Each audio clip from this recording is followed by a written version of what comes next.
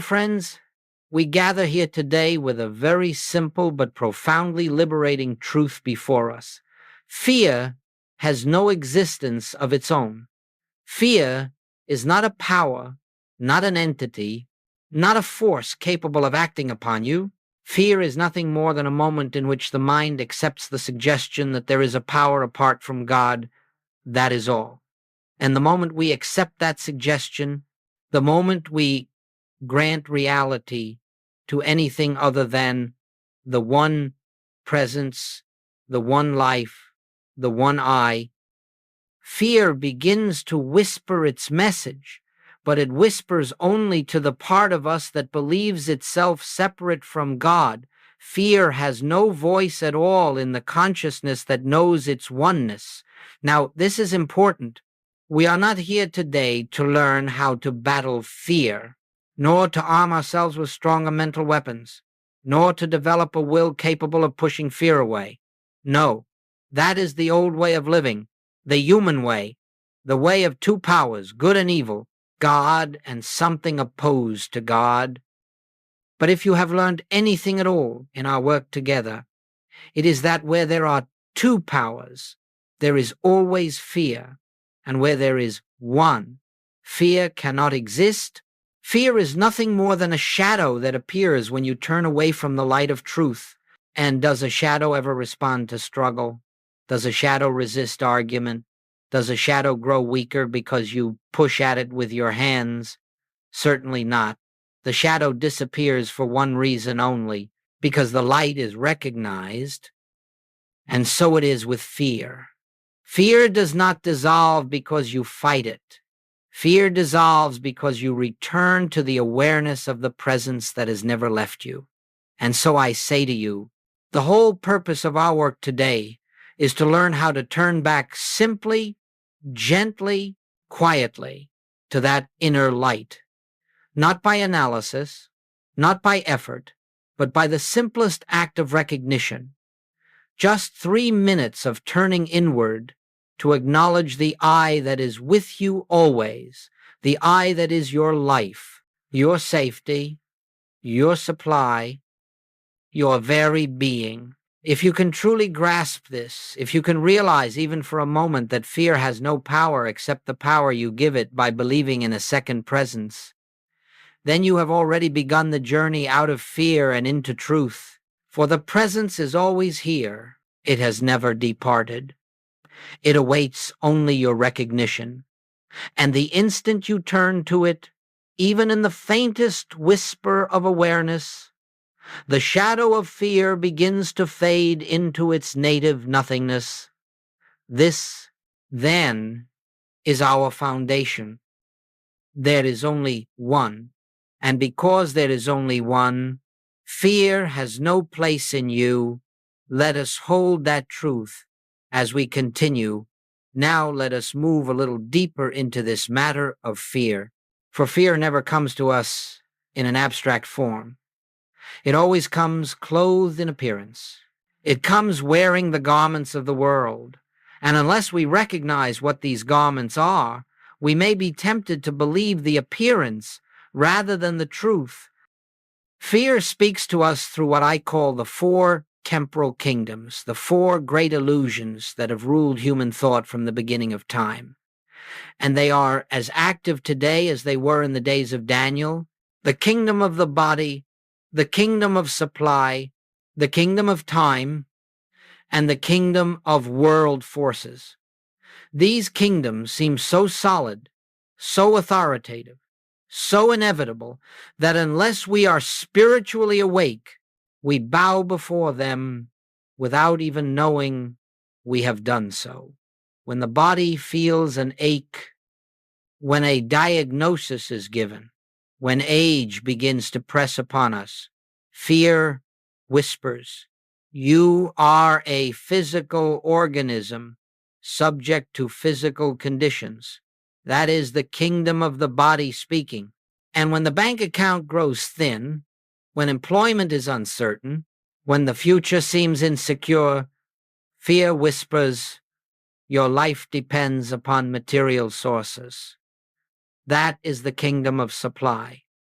And how often we hear the kingdom of time, you haven't enough hours, enough years, enough chances. And lastly, the kingdom of world forces, governments, economies, institutions, circumstances that appear outside your control, all whispering, your fate lies in external hands. And yet, dear ones, every one of these messages is but a voice without substance, a shadow across the surface of consciousness. For the moment you give these kingdoms recognition as power, you step out of the one presence and into duality, and fear is born. But the moment you turn inward and remember the truth that all power is in the invisible, that all authority is in the one who lives as your very being, these kingdoms lose their voice. They have no more influence than a dream dissolving upon waking.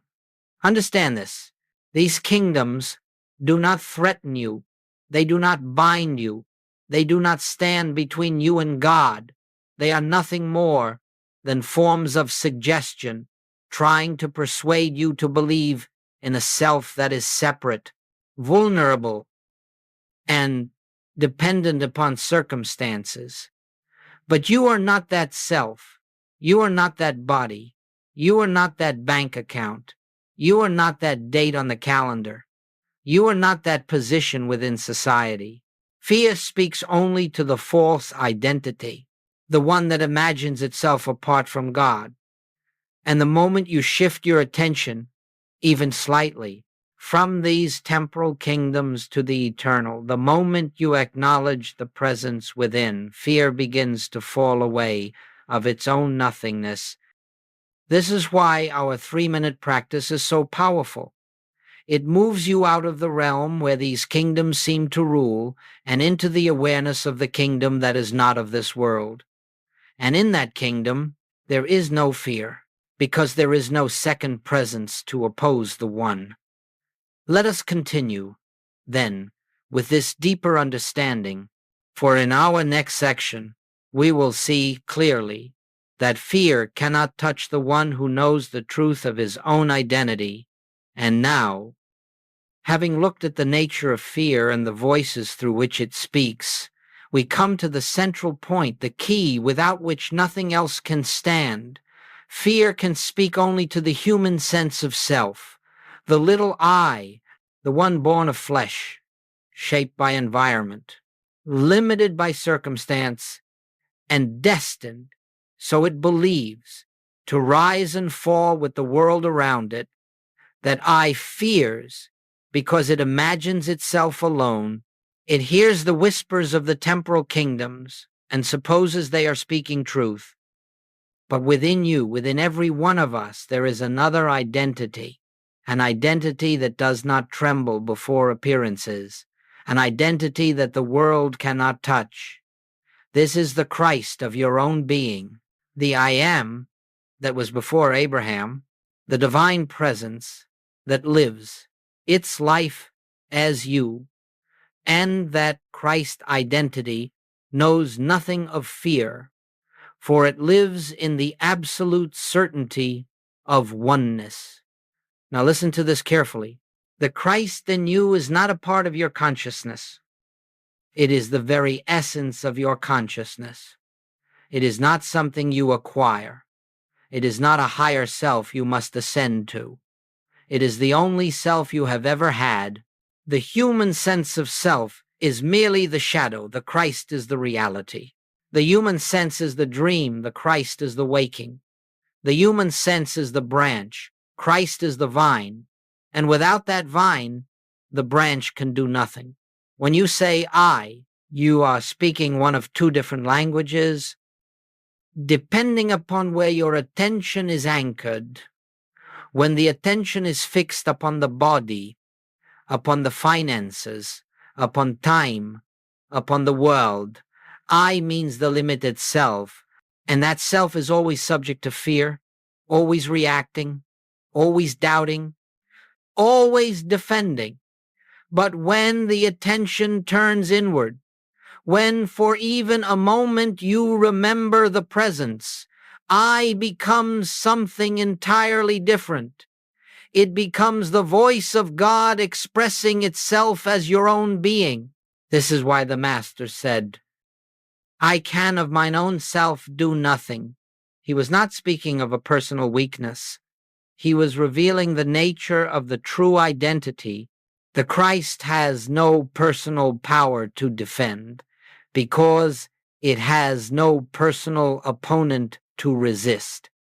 It knows only one presence, one power, one life.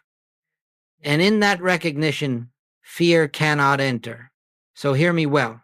You cannot overcome fear as a human being, but fear cannot touch you as the Christ. The moment you shift identification, the moment you cease to believe that you are the anxious mind, the fragile body, the struggling personality, fear loses its footing entirely. And this shift, this turning from the false I to the true I am, does not require hours of work or long periods of meditation. One moment of recognition, one instant in which you acknowledge I and the Father are one, breaks the spell. Fear dissolves in that very moment, not because you have defeated it, but because you are no longer the one who believed in it. This, beloved, is the purpose of our 3-minute practice. It is the invitation to step out of the illusory self and into the self that cannot fear. It is the doorway through which the Christ reveals itself. Quietly, silently, inevitably, let us hold this truth, for in our next section we will see why no amount of thinking or effort can bring us into this realization. Only stillness. And now let us look at something that is vital to your spiritual freedom. Thought cannot bring you into truth. Thought cannot silence fear. Thought, by its very nature, moves upon the level where fear itself arises. When we try to think our way out of fear, we remain within the same mental domain that produced the fear in the first place. And so, thinking becomes a circle with no exit, an activity that exhausts but never liberates. The human mind believes that if it can only find the right affirmation, the right phrase, the right technique, it will finally conquer fear. But that is not the infinite way. That is not the message of the Christ. The fear is not dissolved by stronger thoughts. It is dissolved by the absence of thought, by the recognition that no thought has power at all.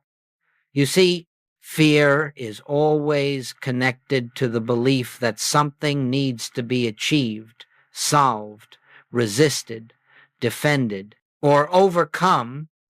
Fear is born the moment you imagine that your welfare depends upon the activity of your thinking. And so long as you trust your thoughts to save you, you will remain in bondage to them. But the Christ of your being is not reached through thought. It is reached in stillness, the stillness in which the mind yields, in which the personal self is silent, in which all human effort comes to rest.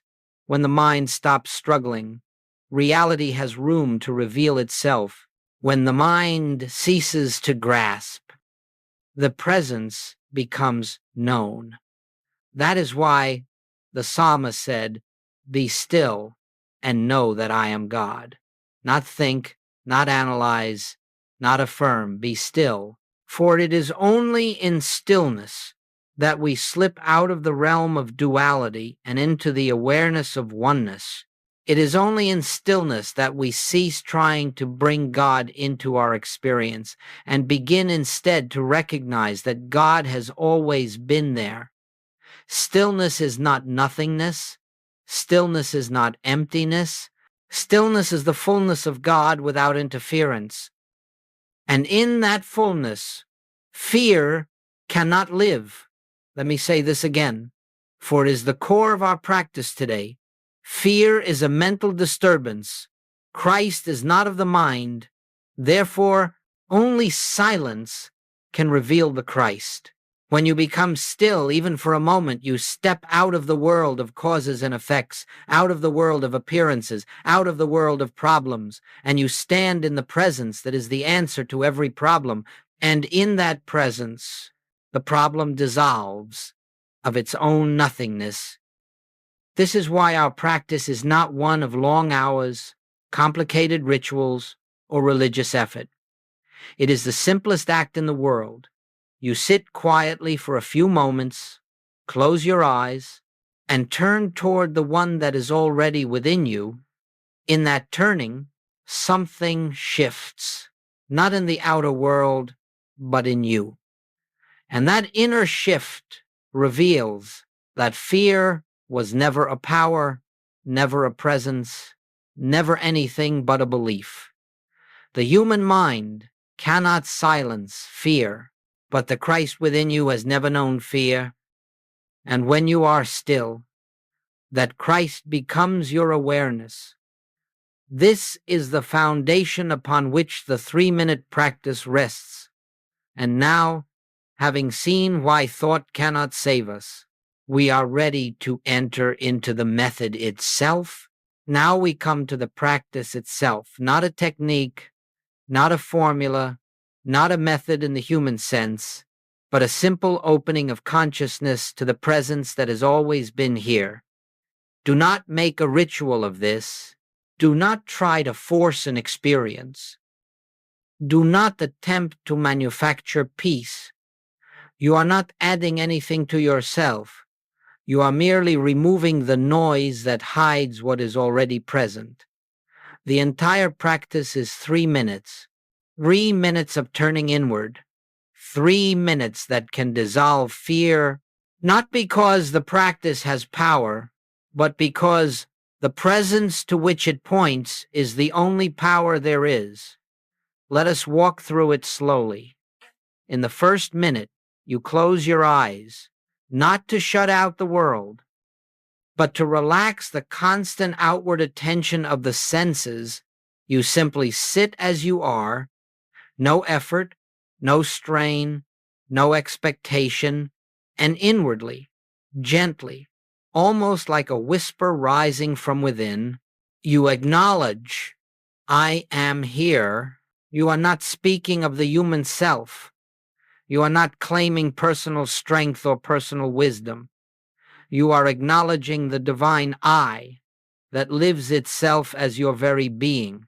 You are recognizing the life that is always present, always active, always whole, in that soft inner statement, I am here. You turn from the appearance to the reality behind the appearance. In the second minute, allow the words to soften, to fade, and rest in a deeper awareness. Thou art here. Feel the shift. You are no longer the human trying to find God. You are the consciousness in which God is revealing himself. You are not reaching for a presence. You are recognizing the presence that has never left. And as you sit with this, something begins to flow, a peace, a warmth, a quiet certainty that cannot be explained but can be felt. You are beginning to experience the Christ of your own being. Then comes the third minute, the sacred silence. No words, no affirmations, no thoughts, just a quiet, effortless resting in being. Here, you do nothing at all. Here, the Father within does the work. Here, you recognize yourself as the place where God shines forth. Do not try to hold the silence. Do not attempt to deepen it. Let it simply be, for in that final minute, the shift takes place not by your effort, but by grace. Fear falls away not because you have chased it out, but because you have entered a consciousness in which fear was never present. 3 minutes, just 3 minutes of turning within, and you will discover that the problem loses its urgency. The mind loses its agitation. The body relaxes, and the world loosens its hold. Something opens. something settles, something reveals itself. This, beloved, is not a technique for emergencies. It is a way of living, a continual returning to the truth of your being, a quiet recognition that I am the presence of God in expression, and therefore nothing external has power over me. In our next section, we will look at what begins to happen inside you when this simple practice becomes part of your daily life. For the transformation that follows is profound, inevitable, and deeply beautiful. And now, let us look gently and honestly at what begins to unfold within you as you take up this simple practice. For the transformation that occurs is not sudden fireworks, not dramatic visions, not the grand experiences the human mind imagines spirituality to be. No, the work of the Spirit is quieter than that, subtler than that, more intimate than that. It moves not in the noise of the world, but in the stillness of your own inner sanctuary. The first thing you will notice is this: your relationship to fear changes. Fear may still arise for a time. Old habits of thought may still send their familiar signals. But something in you no longer believes the message. Something in you becomes aware that fear is not a command, but a suggestion, and a suggestion you are free to decline. You begin to see fear rise and fall without attaching yourself to it, without becoming entangled in its story. You simply witness, and in that witnessing, fear loses its authority. Next, you will discover a great softening in your inner life. Where once there was tension, there is now space. Where once there was a restless need to resolve, to fix, to understand, there is now a quiet confidence that all is well, because the presence never leaves you. The body becomes less reactive, the mind less noisy, the heart less defensive. And all of this happens not because you have mastered a technique, but because your consciousness has begun to rest in its natural state, peace. Then comes something even more precious. You begin to feel guided, not by thoughts, not by logic, not by mental planning, but by an inner knowing, an intuition that rises without your effort. You will find that answers come when needed, sometimes in the silence of meditation, sometimes while washing dishes, sometimes while walking on an ordinary afternoon. The answer comes, and it carries with it a sense of rightness, a certainty that is unmistakable. This is the Christ within you, becoming active, becoming heard, becoming recognized. And then another shift occurs.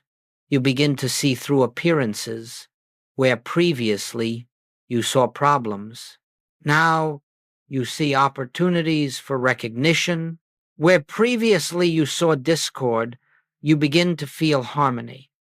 Where previously you saw limitation, you begin to sense infinite possibility, not because the outer world has changed, but because you have changed, and you are no longer looking from the human sense of self.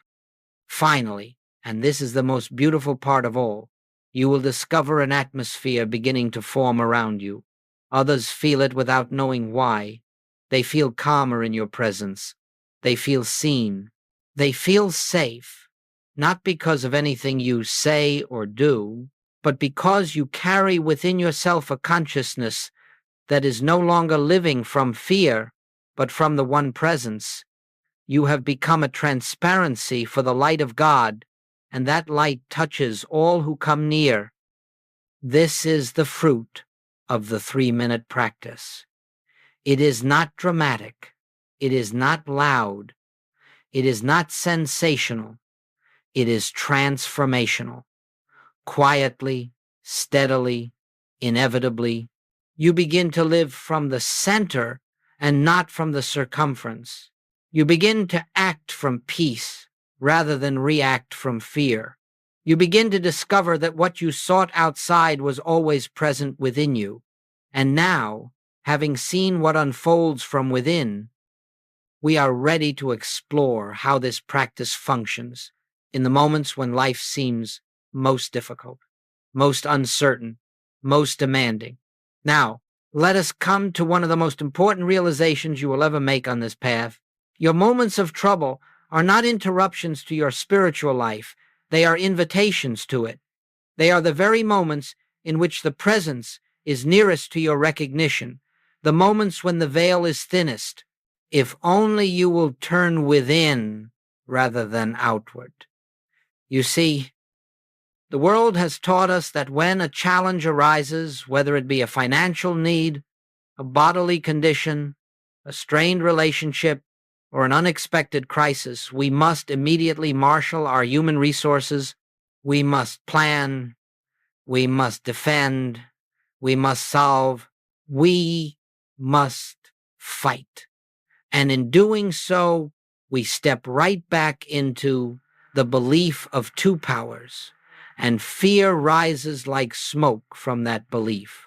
But for the one walking the infinite way, for the one who has learned even a little of the inner presence, trouble becomes the precise moment to pause, to breathe, and to practice the simple recognition of I am.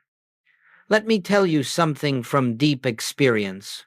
If you can take even 3 minutes in the very midst of the disturbance, when the bad news arrives, when the phone rings, when the report comes in, when the emotions surge, those 3 minutes will do more to transform the situation than hours of human effort.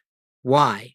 Because the moment you turn within, the moment you release your grasp on the world's appearance and rest in the quiet acknowledgement of God's presence, a shift takes place not in the outer condition, but in you.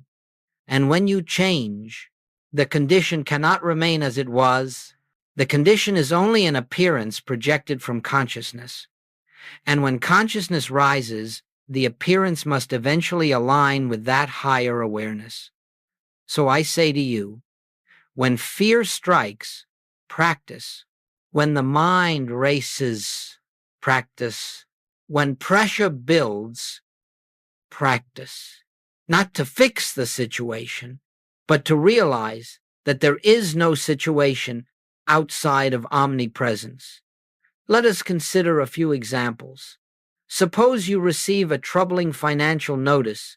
Before the mind has time to rush into panic, sit quietly for 3 minutes, close the outer world, turn your attention inward, and whisper, I am here, not the frightened self, but the presence.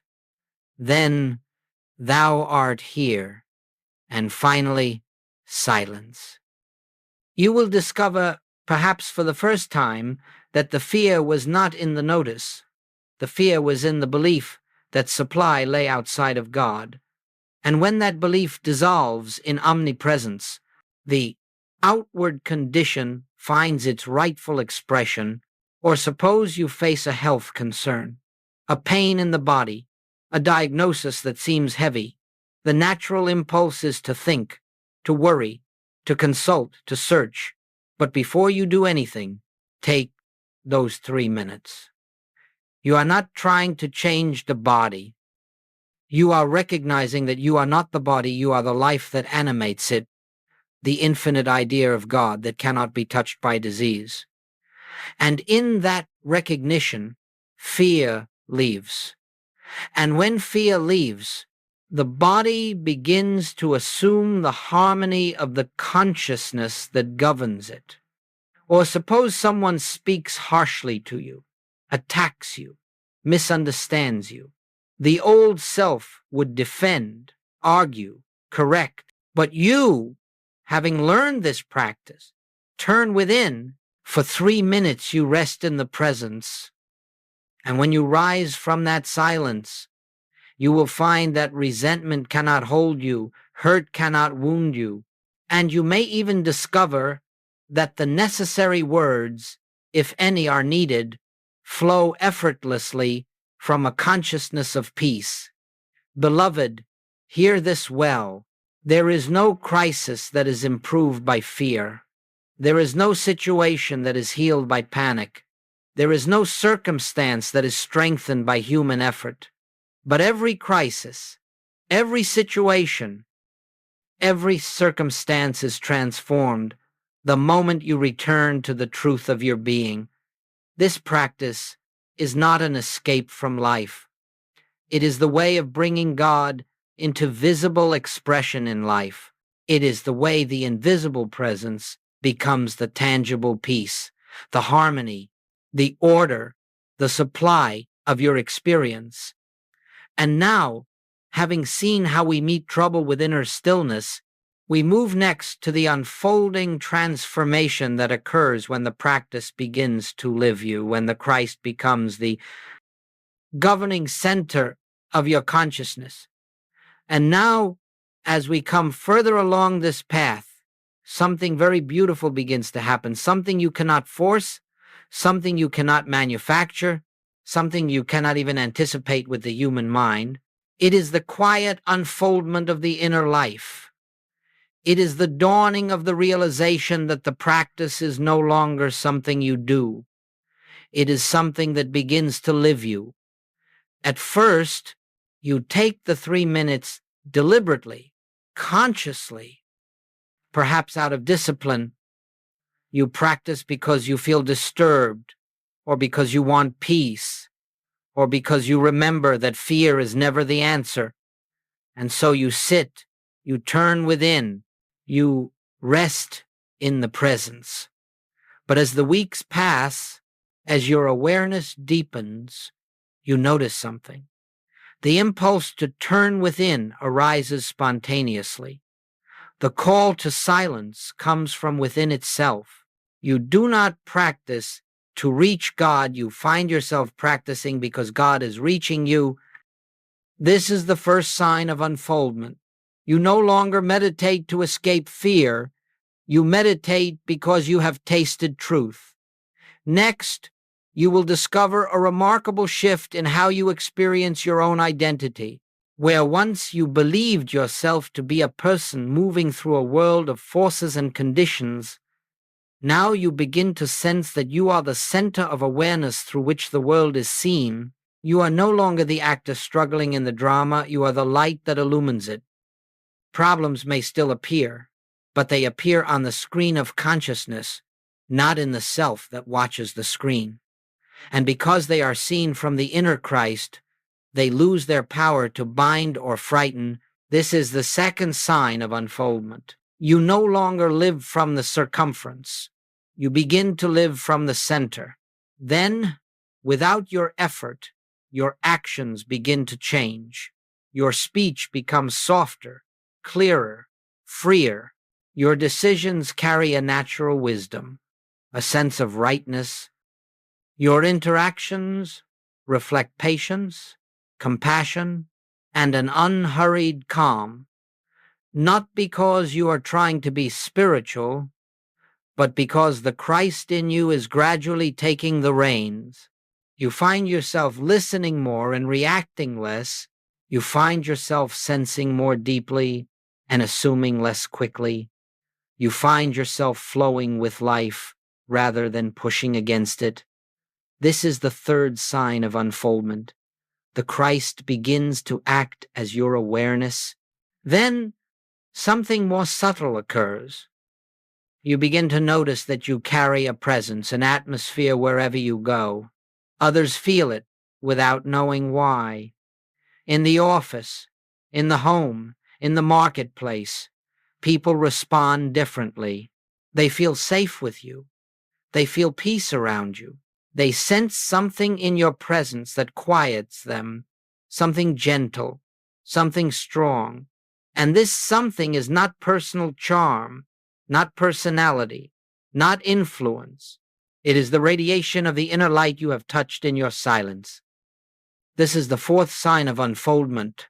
You become a transparency for God. And finally, you come to a moment, perhaps quietly, perhaps unexpectedly, when you see that the I that has been practicing, the I that has been seeking peace, the I that has been turning within, is not the real I at all. You realize that the one who has been meditating is the same one who is being revealed in meditation. The doer and the presence merge into a single awareness, the Christ of your own being. This is the fifth and highest sign of unfoldment. You stop living as a seeker and begin living as the self, not the personal self, but the divine self that has always been the reality of your being, beloved. When this unfoldment begins, your life is no longer lived by human effort. It becomes an expression of grace. The world may remain the same, but you are not the same. And because you are not the same, your world cannot remain unchanged. And with this understanding, we are now ready to enter the final section of our journey where the practice resolves into the peace that nothing in this world can disturb. And now, as we bring this time of sharing to its quiet close, let us return once more to the very heart of the message, the truth that has been with us from the beginning. You are not trying to reach God. You are not trying to draw something holy into your experience. You are merely uncovering the presence that has never left you. The 3-minute practice, the turning within, the stillness, the recognition of I am, all of this is simply the way we remember what has always been true. We do not create God's presence. We reveal it. We do not invite God into our lives. We awaken to the God that lives as our life. And when this is seen even dimly, even for a moment, you discover a peace that the world cannot give, because it is not of the world. It is not dependent on circumstances, on conditions, on people, or on events. This peace is the fruit of knowing one presence, one power, one life, and recognizing that that one is the very essence of your being. This peace is not an emotion. It is not a fleeting upliftment. It is a shift of identity. It is the recognition that the I you have called yourself is the eternal, indestructible, ever-present activity of God. And when you know this, even in the smallest measure, fear has no root in you anymore, because fear has no root in God. So, as we end, let us rest in this simple truth. Nothing can ever separate you from the presence within. Nothing can ever take from you the peace that arises from your own being. Nothing external has authority over the Christ that you are. Carry this awareness with you. Practice often not from effort, but from joy. Return to stillness whenever it calls you, for in that stillness the miracle takes place. The shadows dissolve, the mind quiets, the heart opens, and you remember that I am, beloved. Go in this peace, not your peace, but the peace of God that lives as your very self. Let it surround you, guide you, uphold you, and as you move through the world, know that every person you touch, every situation you meet, every moment you enter is met by the light of the presence shining through you. Be still often, recognize the I am, and let the peace that follows be your gift to the world.